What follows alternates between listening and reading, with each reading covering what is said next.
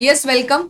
सो काफ़ी दिनों से इंतज़ार कर रहे थे कि कॉमर्स के किस किस क्वेश्चंस को ऑब्जेक्शन करना है। एक्चुअली थोड़ा सा वेट कर रहे थे। बहुत सारे बच्चों के मैसेजेस मिले मुझे, और जितने भी मैसेजेस मिले उसमें जो भी सबसे कॉमन जो क्वेश्चन था, जो डाउट का जो क्वेश्चन था, वो सारे क्वेश्चंस मैं आपके लिए लेकर आई हूँ कॉमर्स का।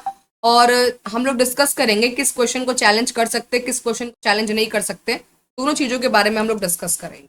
ठीक है, चलिएगा। सबसे पहला जो क्वेश्चन है आपका, ये लेजर अकाउंट वाला क्वेश्चन। ठीक है, सबसे पहला क्वेश्चन है, ये लेजर अकाउंट वाला क्वेश्चन है। एक्चुअली ये मेरे पास जो है, ये मेरा सेट ई जो ऑफिशियल पेपर दिया गया था ना साइट पर, उसको मैंने डाउनलोड किया है ताकि क्लैरिटी के लिए। ओके, तो कहाँ गया हमारा क्वेश्चन? यस। तो सबसे पहले इस क्वेश्चन को अपने को चैलेंज कर सकते हैं। यहाँ पर इस क्वेश्चन में क्या है कि लेजर जो है वो प्रिंसिपल बुक है, और ये क्या कंटेन करता है, तो इसमें ऑल अकाउंट्स आ जाते हैं, आपके लेजर में ऑल अकाउंट्स आते हैं। लेकिन यही सेम क्वेश्चन हिंदी में जो दिया है, देखिएगा ऑप्शन नंबर सी में नाम मात्र खाता लिखा हुआ है ना, और बीपीएससी ने इसका आंसर डी दिया है। और इसका आंसर डी कैसे होगा अगर आप हिंदी वाला ऑप्शन देखते हो, क्योंकि हिंदी में वास्तविक खाता, व्यक्तिगत खाता और नाम मात्र खाता, यानी कि आपका रियल अकाउंट, नॉमिनल अकाउंट और पर्सनल अकाउंट तीनों दिया है। तो इन्होंने क्या बोला कि इसमें से कोई भी हो सकता, तो इन्होंने डी ऑप्शन दे दिया। ठीक है, लेकिन इंग्लिश में अगर देखोगे तो ये ऑल अकाउंट्स आपका हो सकता है, तो यहाँ पर सी ऑप्शन जो होगा वो आपका यहाँ पे करेक्ट होगा। ऑप्शंस में यहाँ पर चेंज है, तो इसके बेस पर हिंदी इंग्लिश अलग अलग है। इसके बेस पर इस क्वेश्चन को आप चैलेंज कर सकते हो। ठीक है, तो इस क्वेश्चन को आप चैलेंज कीजिए। चलते हैं दूसरे क्वेश्चन पर। चलते हैं दूसरे क्वेश्चन पर, प्रूफ भी आपके लिए लेकर आई हूँ। कंसाइनमेंट स्टॉक अकाउंट हम लोगों ने कई बार पढ़ा है क्लास में कि कंसाइनमेंट अकाउंट आपका नॉमिनल अकाउंट है, लेकिन जब कंसाइनमेंट स्टॉक अकाउंट के बारे में बात हो रही है, तो स्टॉक अकाउंट हमारा हो जाता है रियल अकाउंट। बीपीएससी ने आंसर दिया है सी, आंसर होना चाहिए बी। इस क्वेश्चन को आप चैलेंज कीजिए, है ना। इस क्वेश्चन को क्या कीजिए, आप चैलेंज कीजिए। इस क्वेश्चन को हम लोग चैलेंज कर सकते हैं। ठीक है, मैं यहाँ पर अगर सी लिख रही हूँ, सी का मतलब यहाँ पर मेरा क्या है, सी का मतलब यहाँ पर मेरा चैलेंज से है ना। मैं चैलेंज ना लिखकर यहाँ पर ऑब्जेक्शन लिख देती हूँ आपके लैंग्वेज में। इस क्वेश्चन को आप ऑब्जेक्शन कर सकते हो 100%। जहां तक रही बात प्रूफ की, तो ये देखिएगा, ये आपका बुक है, बुक में बहुत जगह पर आपको लिखा हुआ दिख जाएगा। यहाँ पे क्लियरली दिख रहा होगा कि आपका stock on consignment account, it is also a real account to be debit with the value of unsold stock. ये भी आपका क्या होता है, ये आपका रियल अकाउंट होता है, क्योंकि यहाँ पर स्टॉक के बारे में बात हो रही है। अगर स्टॉक नहीं होता तो ये नॉमिनल अकाउंट होता है। तो इस क्वेश्चन को चैलेंज करेंगे हम, है ना, इस क्वेश्चन को चैलेंज करेंगे। चलिएगा आगे बात करते हैं, आगे बात करते हैं, दूसरे क्वेश्चन पे चलते हैं। कहाँ गया दूसरा क्वेश्चन? यस, यहाँ भी है। ये भी एक बुक का आपका प्रूफ है कि इन्वेंट्री और consignment account is an assets, और एसेट्स है तो इसीलिए ये हमारा क्या होना चाहिए, रियल अकाउंट होना चाहिए। ठीक है, चलिएगा बढ़ते हैं दूसरे क्वेश्चन में। रुक जाओ, इतना भागो मत। चलिएगा बढ़ते हैं दूसरे क्वेश्चन में। दूसरा क्वेश्चन हमारा क्या है, डिसोल्यूशन का कौन सा स्टेप नहीं होता जब भी हम लोग पार्टनरशिप फर्म का अगर डिसोल्यूशन कर रहे हैं, क्लेशन अकाउंट बनाते हैं, कैपिटल अकाउंट बनाते हैं, पार्टनर्स लोन अकाउंट बनाते हैं, बैंक अकाउंट, कैश अकाउंट बनाते हैं, एसेट्स को सोल्ड करते हैं, लाइबिलिटीज को पे ऑफ करते हैं, ये सब कुछ हम लोग करते हैं ना। बाद में जो बचता है उसको प्रॉफिट शेयरिंग रेशियो में जो पार्टनर्स होते हैं उनके बीच में डिस्ट्रीब्यूट करते हैं, यही फंडा होता है। इसमें कहीं भी रिवैल्यूएशन अकाउंट नहीं बनता है। रिवैल्यूएशन अकाउंट जो है, जब भी आपका एसेट्स या लाइबिलिटीज का वैल्यू में चेंजेस होगा, जैसे कि आपका कोई पार्टनर का एडमिशन हुआ, किसी का रिटायरमेंट हुआ, किसी का डेथ हुआ, तो उस समय अगर एसेट्स और लाइबिलिटीज के वैल्यू में अगर चेंज होगी तब रिवैल्यूएशन अकाउंट बनेगा। तो यहाँ पर ए जो है गलत है। आप इस क्वेश्चन को चैलेंज कीजिए।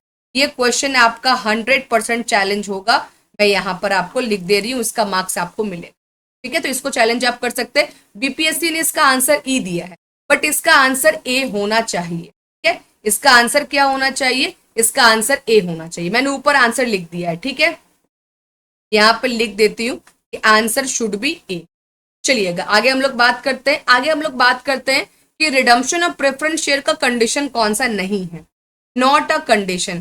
बीपीएससी ने इसको ई बोला है। देखो, इस कंडीशन में थोड़ा सा इफ एंड बट, बीपीएससी के जो क्वेश्चंस है ना, इनका क्या फंडा है ना कि आप देखो, मतलब नहीं होता है कि कान पकड़ना है, ऐसे पकड़ो ऐसे पकड़ो, तो बीपीएससी कैसे भी कान पकड़ सकता है। अगर वो ऐसे भी कान पकड़ रहा तो भी वो सही है, अगर वो ऐसे कान पकड़ रहा तो भी सही है। वो इस तरह से चीट और पट दोनों अपने पास लेकर चलता है। आप क्वेश्चन को चैलेंज जरूर करो, लेकिन मैं आपको ये भी बता दूंगी कि कौन सा ऐसा क्वेश्चन है जिसको कि आप चैलेंज करने के बाद भी बीपीएससी उसको मानेगा नहीं, वो बोलेगा नहीं हम ही सही बोल रहे हैं। और सच में वो ऐसे ऑप्शन ही क्रिएट करता है कि एक पॉइंट ऑफ व्यू में वो भी सही हो सकता है। बोलते हैं ना पहली नजर का धोखा, बस बीपीएससी के क्वेश्चन के साथ वही पहली नजर का धोखा हो। अब इस क्वेश्चन में क्या कह रहा है कि आपका रिडम्पशन ऑफ प्रेफरेंस शेयर का कंडीशन कौन सा नहीं है। तो preference share fully paid up होना चाहिए, मस्ट भी फुल्ली पेड अप, बिल्कुल सही है। प्रेफरेंस शेयर रिडीमेबल होना चाहिए, अगर रिडीमेबल होगा तभी तो रिडम्पशन उसका करेंगे, तो रिडीमेबल प्रेफरेंस शेयर होना चाहिए, तो ये दोनों सही है। ठीक है, रिडम्पशन आउट ऑफ प्रॉफिट यहां तक भी सही है ना, रिडम्पशन आउट ऑफ प्रॉफिट यहां तक भी सही है। लेकिन जो बीच में इसने मस्ट लगा दिया ना, यही थोड़ा सा नेगेटिव चल जा रहा है और यही नॉट अ कंडीशन। रिडम्पशन को हम लोग आउट ऑफ प्रॉफिट से देते जरूर है, रिडम्पशन का जो अमाउंट होगा वो आउट ऑफ प्रॉफिट से देंगे जरूर, लेकिन ये मस्ट है अगर फ्रेश शेयर होता तो। अब यहाँ पर फ्रेश शेयर के बारे में कोई बात नहीं हो रही, यहाँ पर मस्ट नहीं होना चाहिए, मस्ट वर्ड यहाँ पर नहीं होना चाहिए, इसीलिए इसका आंसर सी होना चाहिए। बीपीएससी ने इसका आंसर ई दिया है, इसका आंसर सी होना चाहिए। और देखिएगा रिडम्पशन के केसेस क्या क्या होते हैं, यहाँ पर क्लियरली लिखा गया है कि आपका शेयर रिडीम होना चाहिए, रिडीमेबल होना चाहिए, फुल्ली पेड होना चाहिए, ठीक है, ओनली आउट ऑफ प्रॉफिट। ठीक है, ओनली यहाँ भी है आपका redemption can be affected only out of profit. ठीक है, कब, अगर आपका फ्रेश शेयर इश्यू हो रहा है तब। लेकिन क्वेश्चन में ऐसा कुछ लिखा नहीं है, यानी ये क्वेश्चन को चैलेंज तो आप कर दो, लेकिन बीपीएससी मानेगा या नहीं मानेगा ये उसके ऊपर डिपेंड करता है। यहाँ पे लेकिन मस्ट नहीं होना चाहिए, अगर मस्ट है तो उसके साथ कुछ एडिशनल वर्ड भी होना चाहिए, तो इस क्वेश्चन को चैलेंज कर दीजिए। ठीक है ना, चलिएगा। ओनली आउट ऑफ प्रॉफिट होगा, मस्ट नहीं होना चाहिए। अब देखिएगा ये क्वेश्चन बहुत सारे बच्चों का जो है ना, ये आया मेरे को कि मैम ये क्वेश्चन गलत है, गलत है, गलत है, ड्रॉ भी आंसर होना चाहिए। यहाँ पर बीपीएससी ने इसका आंसर दिया more than one of the above. देखिएगा यहाँ पर होल्डर होल्डर आपका बिल ऑफ एक्सचेंज डिसऑनर कब होगा, जब ड्रॉवी आपका पेमेंट नहीं कर। तो यहाँ पर जो लीगल एक्शन है ना, ड्रॉवी के खिलाफ भी हो सकता है, ड्रॉवर के खिलाफ भी हो सकता है, और इंडोर्सर के लिए भी हो सकता है। ठीक है, पूरा कॉन्सेप्ट अगर पढ़ोगे तो आपको समझ में आएगा। यहाँ पे जो आंसर बनेगा वो more than one of the above का बनेगा। बीपीएससी ने इसका डी आंसर दिया है और बीपीएससी ने सही आंसर दिया। इसको आपको चैलेंज करने की जरूरत नहीं है, नो नीड। लेकिन मेरे को करीबन बहुत सारे मैसेजेस मेरे को मिले, मेरे व्हाट्सएप पे भी मिले, मेरे टेलीग्राम पे भी मेरे को मिले। ठीक है, अगर किसी को मैं तो जितना क्वेश्चन मिला है मेरे को उतना मैं करवा दे रही हूँ। इसके अलावा भी किसी क्वेश्चन में अगर मैं इतना अगर लेट आ रही हूँ तो इसका रीजन यही है कि रोज मेरे को 2 बच्चे कभी 4 बच्चे रोज कुछ ना कुछ क्वेश्चन भेज रहे थे। अगर शुरू में बनाती तो फिर भेजते, फिर बनाना पड़ता, तो इसलिए मैंने थोड़ा सा रुक के पूरा इत्मीनान से प्रूफ के साथ R&D करके स्टडी करके मैंने फिर ये आपका वीडियो बनाया, पहली बात। और दूसरी बात, अगर अभी भी आपको लग रहा है कि नहीं मैम ये क्वेश्चन हो सकता है, तो फिर से मेरे को मेरे टेलीग्राम पे भेज, ठीक है, टेलीग्राम पे भेजना, मैं फिर से इसको देख, लेकिन इस क्वेश्चन को चैलेंज करने की जरूरत। उसके बाद चलते हैं दूसरा, ये क्वेश्चन भी मुझे काफी सारे बच्चों ने सेंड किया कि मैम यहाँ पे ट्रेडिंग और प्रॉफिट दोनों हो सकता है। तो इसका आंसर जो है वो ऑप्शन नंबर 4 होना चाहिए, बट ऐसा नहीं है। इसका आंसर बी ऑफिशियल आंसर है और बी ही इसका करेक्ट आंसर है। नो नीड टू चैलेंज या नो नीड टू ऑब्जेक्ट, है ना, ऑब्जेक्शन लगाने की आपको इस क्वेश्चन में जरूरत नहीं है, क्योंकि यहाँ पर कह रहा है कि रेवेन्यू एंड एक्सपेंसेस आपको बताना है एक स्पेसिफिक पीरियड ऑफ टाइम में, तो ये हमारा प्रॉफिट एंड लॉस ही होता है। अगर आपको ऑपरेटिंग एक्टिविटीज पूछता या ग्रॉस प्रॉफिट ऐसा कुछ वर्ड लिखा होता तब ट्रेडिंग के पास जाता है, और पीएल आ गया तो पीएल में ऑटोमेटिक वो है। तो यहाँ पर स्पेसिफिक पीरियड लिखा है, रेवेन्यू और एक्सपेंस लिखा है, तो स्पेसिफिकली पीएल के बारे में ही बात हो रही। ठीक है, तो इसको चैलेंज करने की जरूरत नहीं।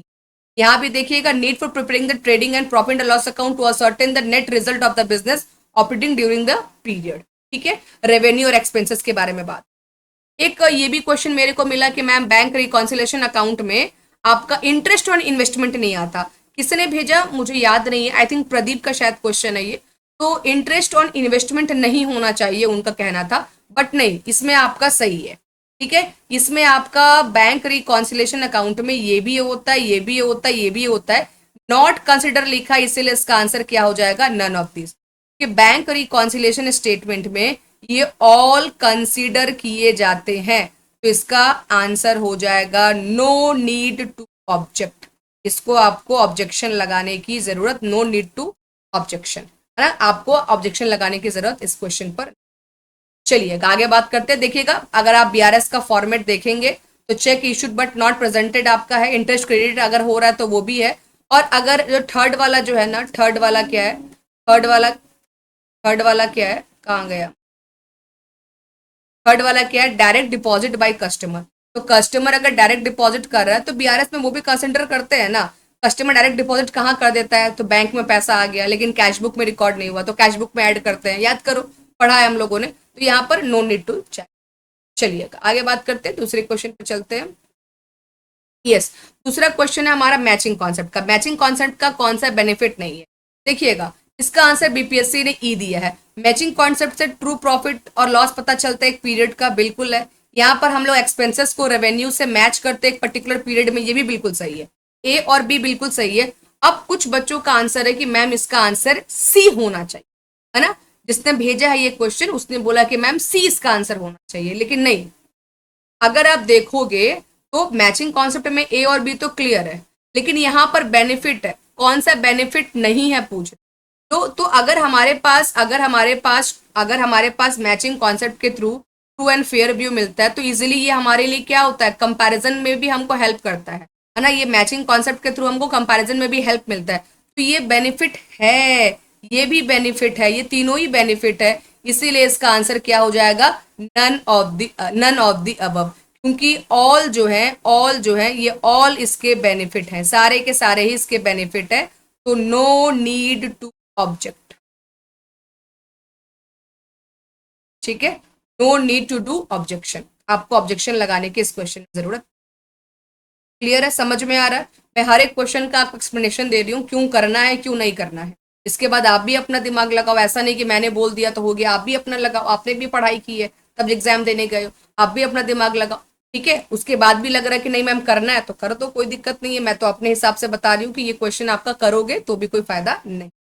चलिएगा उसके बाद आपका कौन सा मेथड नहीं है, तो ये देखना आपका नेट एसेट्स मेथड होता है, इसका आंसर बीपीएससी ने ई दिया है, इसका आंसर आपका डी होना चाहिए, हाँ, इसका आंसर डी होना चाहिए, तो इसको आप चैलेंज कर सकते हो मोर देन इसका।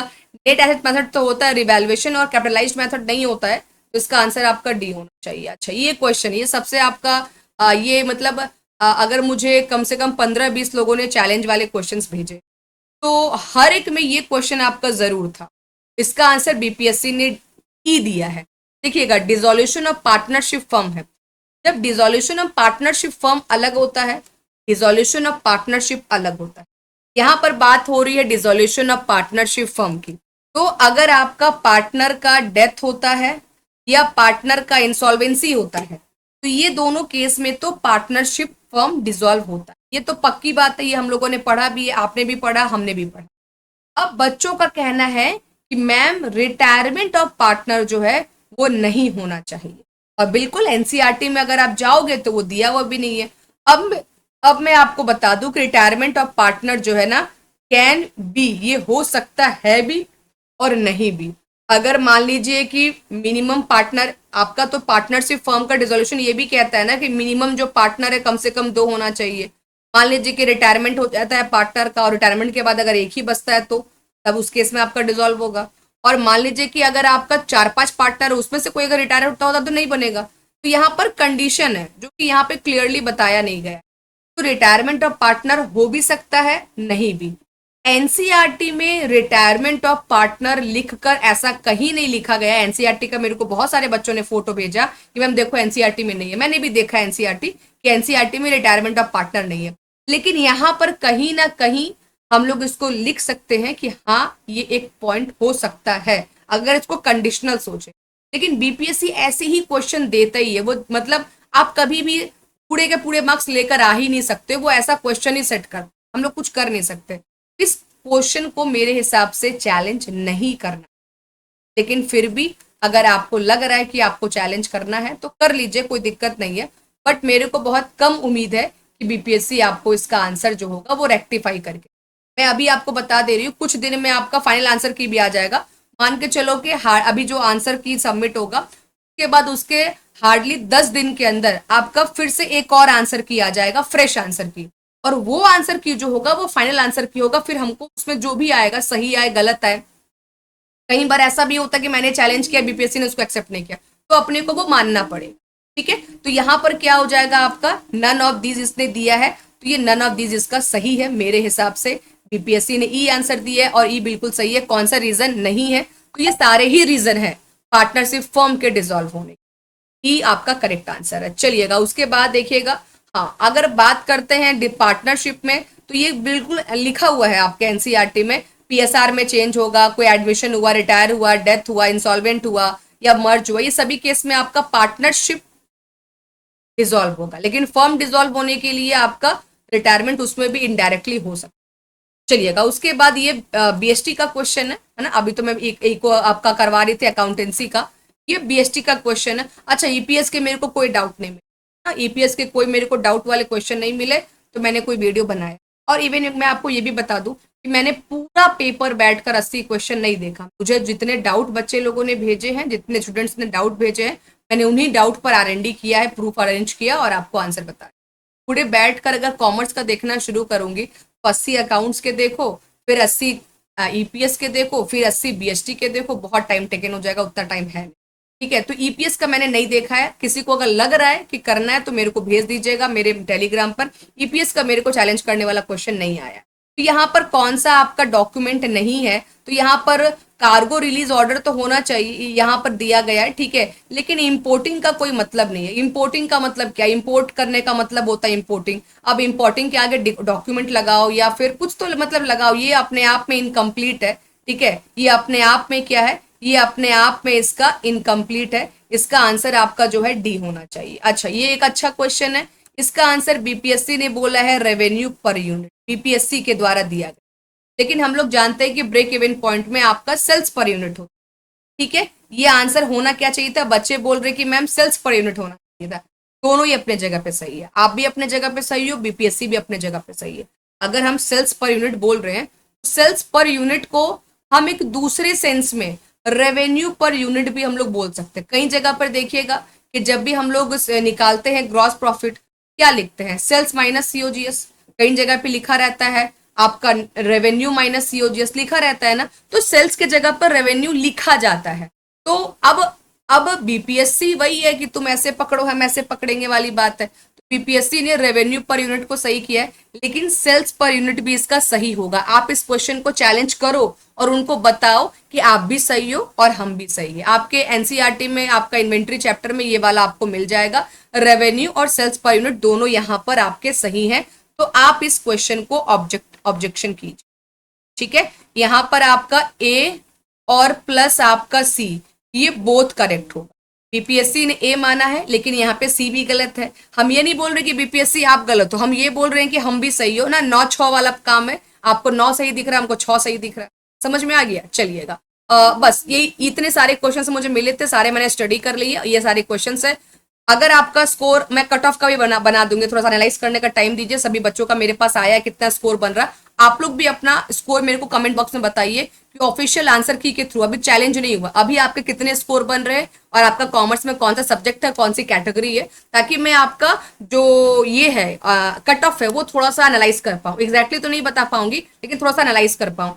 अगर आपके 75 से कम स्कोर आ रहे हैं, अगर आपका 80 से ज्यादा आ रहा है तो ठीक है, आप वेट कीजिए अपना रिजल्ट का।